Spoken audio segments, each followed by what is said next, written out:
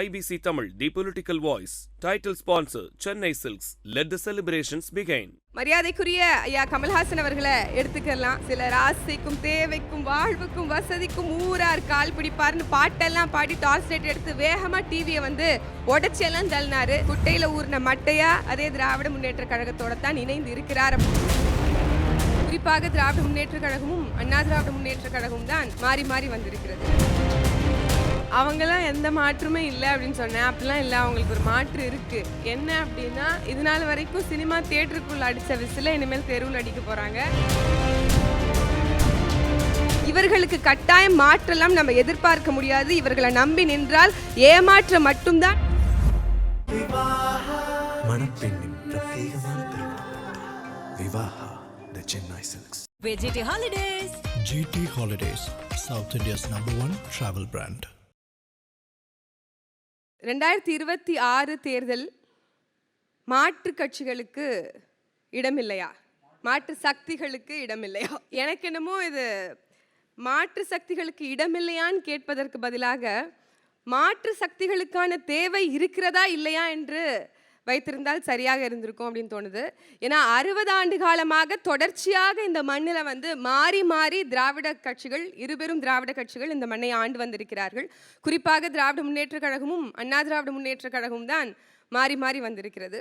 ஆரம்ப காலகட்டத்தில் அவர்களுக்குன்னு ஒரு சிறந்த கொள்கை இருந்தது. இன்னைக்கு வரைக்கும் அதே கொள்கையை சொல்லித்தான் வண்டி ஓட்டிகிட்டு இருக்கிறாங்க. அது வேறு விஷயம். ஆனால் அது நல்ல வண்டியாக இருக்கா இல்லை சுந்தரா டிராவல்ஸாக இருக்கா அப்படிங்கிறதெல்லாம் நம்ம கூறு போட்டு பார்க்க வேண்டிய தேவை இருக்குது. அப்படி தங்களுக்குன்னு கொள்கை இருக்குது அப்படின்னு இந்நாள் வரைக்கும் சொல்லி வரக்கூடிய இந்த திராவிட கட்சிகள் ஒரு கொள்கை முலாமிட்டு இன்றைக்கும் பேசிக்கொண்டிருக்கிறார்கள் அப்படிங்கிறதான் நம்மளால் பார்க்க முடியுது. பெரிய பெரிய முன்னத்தியர்களை ஐயா அண்ணா அவர்களாக இருக்கட்டும், இல்லை எம்ஜிஆர் அவர்களாக இருக்கட்டும், இவர்களுடைய முகத்தை வைத்து அரசியல் செய்யக்கூடிய கட்சி, ஐயா ஈவேரா போன்றவர்களுடைய முகத்தை மட்டும் வைத்து அரசியல் செய்யக்கூடிய இந்த கட்சிகள் அவர்கள் சார்ந்திருக்க இல்லை எடுத்திருக்கக்கூடிய கொள்கையை இந்நாள் வரைக்கும் நிறைவேற்றி இருக்கிறார்களா, அதை நடைமுறையில் கொண்டு வந்திருக்கிறார்களா அப்படின்னா கட்டாயம் இல்லை. அப்போது இதுலேருந்து மக்களுக்கு ஒரு மாற்று என்பது கட்டாயம் தேவைப்படுது. இவங்க மாறி மாறி லாவணி கச்சேரி பாடுறதே ஒரு வழக்கமாக வைத்திருக்கிறார்கள் அப்படிங்கிறது தான் நம்மளால பார்க்க முடியுது. அது எப்படி சொல்றது, தாவேக்காவும் கிட்டத்தட்ட அப்படிதான். அவங்க கிட்ட என்ன மாட்டு இருக்கு, அண்ணன் சொன்னாரு நாங்க ஜெயலலிதா வச்சிருக்கோம், அம்மையார் அண்ணாவை எடுத்திருக்கோம், நாங்க கலைஞர் எடுத்திருக்கோம். கலைஞரை கூட ரோல் மாடலை எடுத்துக்கிட்டாங்க. அதனால அவங்க எல்லாம் எடுத்துக்கிட்டனால அவங்களுக்கும் பெருசா மாற்று இல்லை அப்படிங்கறத என்னைய பொறுத்த வரைக்குமான பார்வையா இருக்கு. இல்ல அவங்க தான் புதுசா சொல்றாங்க. தாவேக்காவே சொல்லாத நீங்க ஒரு புது தகவலை சொல்லியிருக்கீங்க. தாவேக்கா எல்லாரையும் ஏற்கனவே எடுத்தவங்கள தான் ரோல் மாடல் எடுத்து அதே மாதிரியான அரசியலை தான் இன்னைக்கு முன்வைக்கிறார்கள் அப்படிங்கிறத நம்மளால பார்க்க முடியுது. இப்படி அதிகாரத்துக்கு ஊழல் செய்வது அப்படிங்கிறது நம்மளுக்கு தெரியும். ஆனால் அதிகாரத்துக்கு வருவதற்காகவே ஊழல் செய்வது என்பதெல்லாம் நம்ம இந்த அரசியல் வரலாற்று இந்த சமகாலத்தில் பார்க்கக்கூடியதே இயல்பா இருக்கு, நமக்கு முன்னாடி இருக்கு, வெட்ட வெளிச்சமா இருக்கு.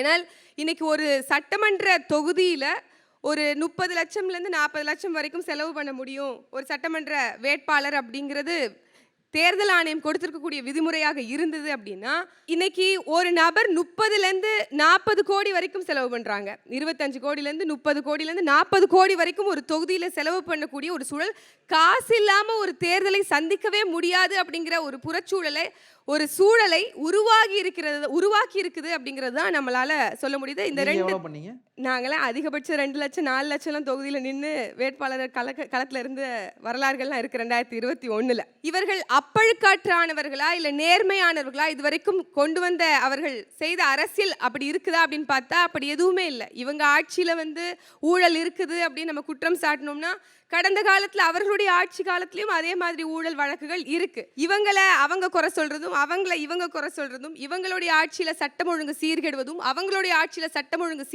சீர்கெடுவதும், இவங்களுடைய ஆட்சியில கனிம வளங்கள் கொள்ளையடிப்பதும் அவர்களுடைய ஆட்சியில கனிம வளங்கள் கொள்ளையடிப்பதும், இவங்க ஆட்சியில கொள்ளையெல்லாம் சர்வசாதாரணமாகிறதும், இவங்களுடைய ஆட்சியில் எப்படி மது போதை எல்லாமே சர்வசாதாரணமாக இருப்பது ரொம்ப சாதாரணமா இருக்கோ அப்படித்தான் அவர்களுடைய ஆட்சியிலும். அதனால இவர்களுக்கும் அவர்களுக்கும், அதாவது திராவிட முன்னேற்ற கழகத்துக்கும் அண்ணா திராவிட முன்னேற்ற கழகத்துக்கும் எந்த மாற்றும் இல்லை. அப்ப மக்கள் மாற்றத்தை விரும்பி ஒவ்வொரு முறையும் களத்துல இந்த முறை ஏதாவது ஒரு மாற்றம் ஏற்பட்டு விடாதா அப்படின்னு தான் ஒவ்வொரு முறையும் வாக்கு செலுத்துறாங்க. ஆனால் அந்த மற்ற மக்களுக்கு இறுதியில ஏமாற்றம் ஒன்றே வாய்க்கிறது அப்படிங்கிறத நம்மளால புரிந்து கொள்ள முடிகிறது. ஏன்னால் மாறி மாறி இவங்க தான் வந்துகிட்டு இருக்காங்க. மாற்றுன்னு சொல்லிட்டு வந்த எத்தனையோ பேரை நம்மளால பார்க்க முடியுது. ஏன் நம்ம மரியாதைக்குரிய ஐயா கமல்ஹாசன் அவர்களை எடுத்துக்கலாம். சிலர் ஆசைக்கும் தேவைக்கும் வாழ்வுக்கும் வசதிக்கும் ஊரார் கால் பிடிப்பார்னு பாட்டெல்லாம் பாடி டார்ச் லைட் எடுத்து வேகமாக டிவியை வந்து உடச்செல்லாம் தள்ளினாரு. ஆனால் இன்னைக்கும் அவர் மாற்றம்னு சொல்லிட்டு வந்து கிட்டத்தட்ட 4 லட்சம் பேருடைய வாக்குகளை எல்லாம் வாங்கி அவர்களை ஏமாற்றி இன்னைக்கு மீண்டும் அதே குட்டையில் ஊர்ன மட்டையா அதே திராவிட முன்னேற்ற கழகத்தோட தான் இணைந்து இருக்கிறார் அப்படிங்கிறத நம்மளால பார்க்க முடியுது. இப்போ இவர்கள் மேம்போக்காக நாங்கள் வந்து தேர்தலுக்கான கூட்டணின்னு சொல்லுவதெல்லாம் ஒரு விளம்பரத்துக்காக, ஏன்னா அவங்க சமரசம் அடைஞ்சு கொள்றனால ஒரு சந்தர்ப்பவாதத்துக்கு உள்ளாக்கப்படுறாங்க. அதுக்கப்புறம் அவங்க எந்த கொள்கைக்காக நிற்கிறாங்களோ அதை உறுதித்தன்மையோடு அவர்களால் பேச முடியவில்லை அப்படிங்கிறத நம்மளால பார்க்க முடிகிறது. இப்போ சந்தேகம் என்ன அப்படின்னா, பிரசன்னா பேசும்போது சொன்னார், ஜாதி வேறுபாடுகளை வலியுறுத்துகிற ஒரு தமிழ் தேசியம் பேசுறீங்க, அதனாலதான் மக்கள் உங்களை நிராகரிக்கிறாங்க. அவங்களுடைய கொள்கைகள் வந்து அப்ப இருந்து இப்போ வரைக்கும் முன்னே தான் பேசிக்கிட்டு இருக்காங்க. அந்த கொள்கையை மக்கள் ஏத்துக்கிட்டு இருக்காங்க, உங்க கொள்கையை ஏத்துக்கல. அப்ப மாற்று தேவையில்லைன்ற அவங்க வாதம் தானே சரியா வருது. சாதியவாதத்தை நாங்கள் ஏற்கிறோம் அண்ணன் பேசுவதை நான் வன்மையாக கண்டிக்கிறேன். ஏன்னா வந்து இன்னைக்கு அரசியல் களத்துல ஒரு புரட்சிகர மாற்றத்தை ஒரு பொது தொகுதியிலும் ஆதி தொல்குடி தமிழர்களை வேட்பாளர்களாக இறக்கியிருக்கக்கூடிய ஒரே கட்சி நாம் தமிழர் கட்சி தான்.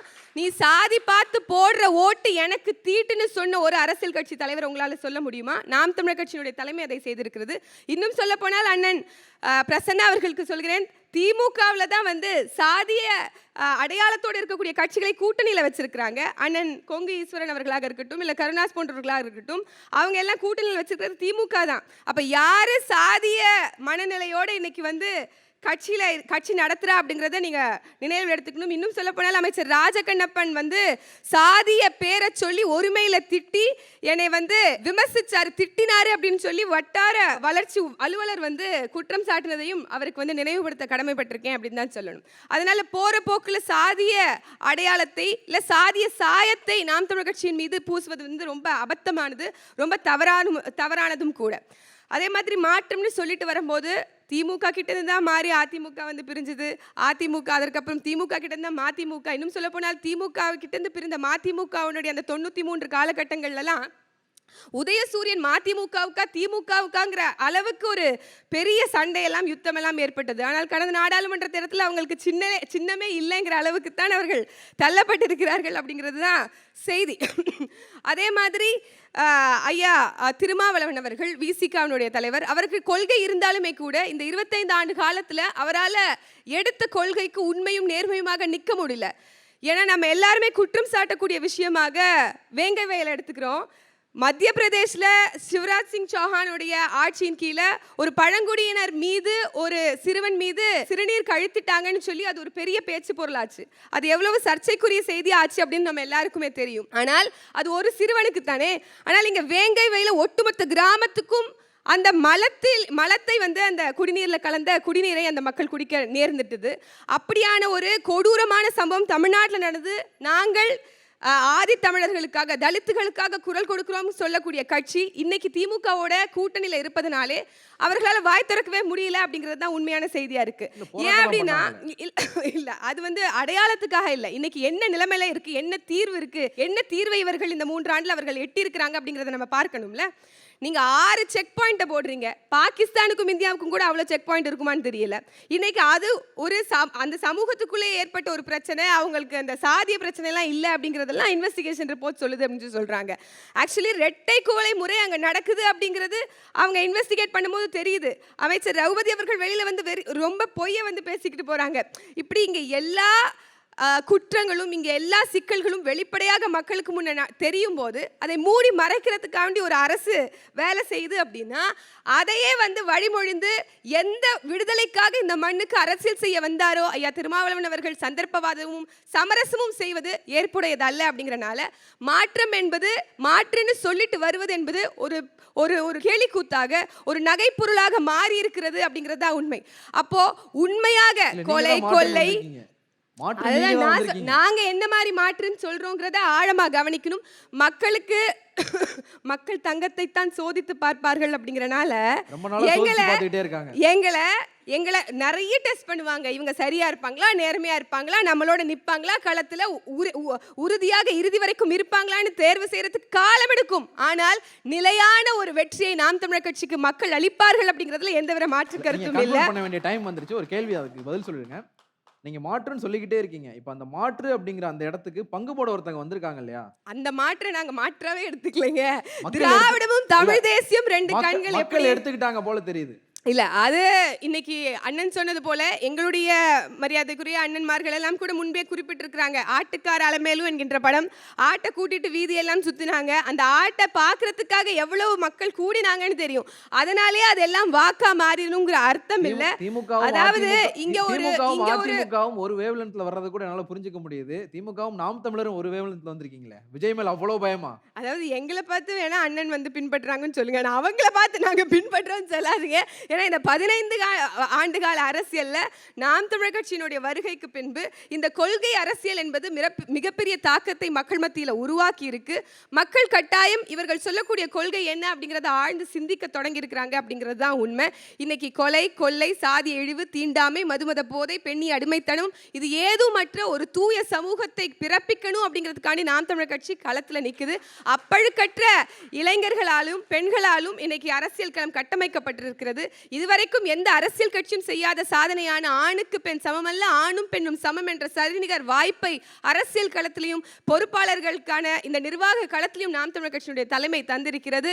அவங்களாம் எந்த மாற்றுமே இல்லை அப்படின்னு சொன்னேன். அப்படிலாம் இல்லை, அவங்களுக்கு ஒரு மாற்று இருக்கு. என்ன அப்படின்னா, இது நாள் வரைக்கும் சினிமா தியேட்டருக்குள்ள அடிச்ச விசில இனிமேல் தெருவில் அடிக்க போறாங்க. அந்த மாதிரியான ஒரு மாற்று வந்து கட்டாயம் இருக்கும் அவங்க கிட்ட. அதே மாதிரி அண்ணன் பிரசன்னா அவர்கள் பேசும்போது நிறைய புள்ளிகளை அடுக்குனாங்க. பாருங்க, தமிழ்நாடு இந்த growth development இண்டெக்ஸ்ல இவ்வளோ வளர்ந்துருக்கு பாருங்க, நாங்கள் டபுள் டிஜிட் பொருளாதாரத்தை வந்து கொண்டு வந்திருக்கோம் பாருங்க, இவ்வளவு தூரம் கல்வியில் சிறந்திருக்கிறோம் பாருங்க அப்படின்லாம் சொன்னாங்க. உள்ளபடியே ஒரு பெண்ணாக எனக்கும் பெருமை, தமிழ்நாட்டின் தமிழ் மகளாக இவ்வளவு தூரம் நம்ம வளர்ச்சி அடைஞ்சிருக்கிறோமேங்கிறதுலாம் பெருமை தான்.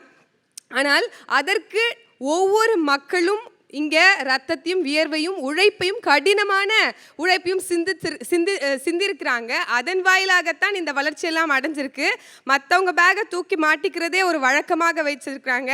அதை சந்தானம் அவர்கள் படத்தில் சொல்வது போல் எனக்கு ஒரு விஷயம் தான் ஞாபகம் வருது. பரம்பரையா அதே பொரிய வைக்கிறீங்களே, எப்படி நமத்து போகாமல் இருக்கு அப்படிங்கிறது தான் கேட்க தோணுது.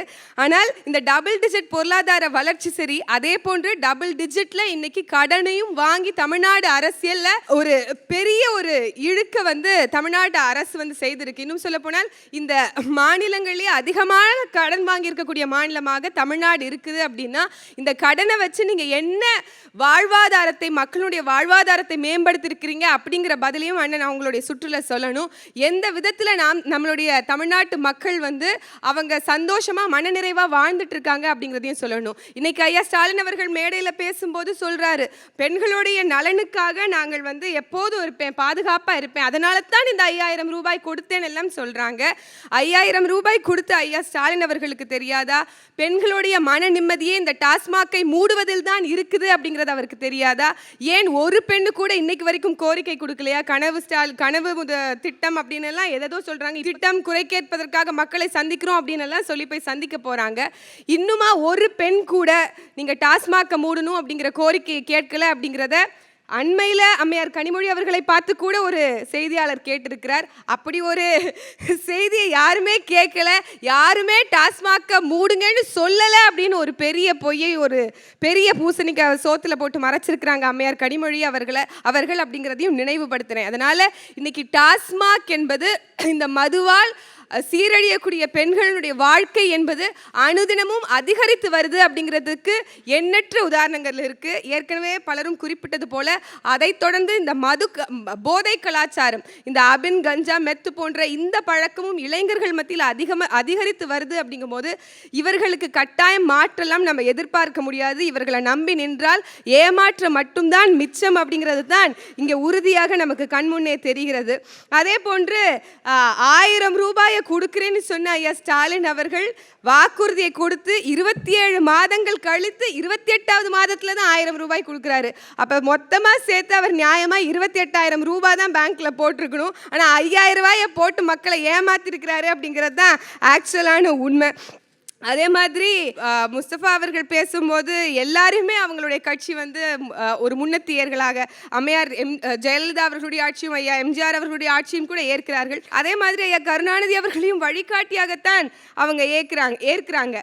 ஆனால் இன்னைக்கு என்ன பிரச்சனை அப்படின்னா, திமுகலேருந்தும் அதிமுகலேருந்தும் ஊழல் செஞ்சவங்க எல்லாம் பிரிஞ்சு போய் இன்னைக்கு தாவேக்கால சேர்றாங்க அப்படின்னா அவங்க கிட்ட என்ன மாற்றத்தை திமுகலேருந்து போயிருக்கிறாங்க. திமுகவிலேருந்து அதிமுகவிலேருந்து பிரிஞ்சு போனவங்க எல்லாம் தாவேக்காவில் இணைஞ்சு தான் இருக்காங்க. இப்போ கூட அண்மையில் நா. சுப்பிரமணியம் என்கின்ற அதிமுகவை சார்ந்தவர் ஊழல் வழக்கில் சிக்குண்டவர் தான் அப்படிங்கிறது தான் உண்மை. அப்போது அவர்களெல்லாம் வந்து இன்னைக்கு தாவேக்காவில் சேர்றாங்க அப்படின்னா அப்போ அவங்க கிட்ட என்ன மாற்றத்தை நாம் எதிர்பார்க்க முடியும் அப்படிங்கிற ஒரு மிகப்பெரிய கேள்வி நமக்கு முன்னாடி இருக்குது. அதே மாதிரி 2 பேரும் மாறி மாறி பேசிக்கும் போது நாங்கள் 31,000 போராட்டத்தை அனுமதிச்சிருக்கிறோம் இபிஎஸ்னுடைய ஆட்சியில், நாங்கள் 1,00,000 போராட்டத்தை அனுமதிச்சிருக்கிறோம் திமுக ஐயா ஸ்டாலின் அவர்களுடைய ஆட்சியில் அப்படின்னு சொல்கிறாங்க. போராட்டத்துக்கு மக்களை தள்ளுவதையே பெருமையாக பேசிக்கொள்ளக்கூடிய 2 திராவிட கட்சிகள் இருக்கும்னா அது இவங்களாக தான் இருப்பாங்க. மக்கள் மனநிறைவாக நிம்மதியோட தலை நிமிர்ந்த தன்மான வாழ்க்கை வாழணும் அப்படின்னா ஒரு தூய ஆட்சி மலரணும். இந்த ஊழல், லஞ்சம், இந்த கொலை, கொள்ளை, இந்த குற்றங்கள் எல்லாம் இல்லாத ஒரு தூய சமூகம் படைக்கணும்னா நேர்மையானவர்கள், ஊழல் கரைப்படியாத கரங்கள் கொண்டவர்கள் வந்து அதிகாரத்தில் இருக்கணும். அப்படின்னா நாம் தமிழர் கட்சியை தவிர்த்து வேற வாய்ப்பே இல்லை அப்படிங்கிறது தான் அசைக்க முடியாத நம்பிக்கை. உறுதியாக நம்பிக்கையான நாம் தமிழர் கட்சிக்கு நீங்க கண்ணு மூடி மனசாட்சியை நம்பி நீங்க போயிட்டு அந்த வாக்குப்பெட்டிக்கு முன்னாடி போய் நிற்கும் போது யாருங்க சரியானவங்களா இருப்பாங்கன்னு கையை போய் வச்சிங்கன்னா அது ஏறுகளப்பை ஏந்திய விவசாயியாகத்தான் இருக்கும். அதுதான் உண்மையாக மாற்றாக இருக்கும். இந்த தேர்தல் விவசாயிகளுக்கான தேர்தல், விவசாய புரட்சிக்கான தேர்தலாக இருக்கும் அப்படிங்கிறதுல தான் எனக்கு நம்பிக்கை இருக்கு. பொதுச்செயலாளர் கூட ஒரு விவசாயம் தான் சொல்லிக்கிறார். நாங்க சொல்ற விவசாயம் ரோடு போடுற விவசாயம் இல்ல, உண்மையாக எல்லாருக்கும் மக்களுக்குமான விவசாயமான ஒரு புரட்சியாக இருக்கும். IBC Tamil, the political voice. Title sponsor Chennai Silks. Let the celebrations begin. மணப்பெண்ணின் பிரத்யேகமான திருமணம் Vivaha the Chennai silks. GT Holidays. GT Holidays, South India's #1 travel brand.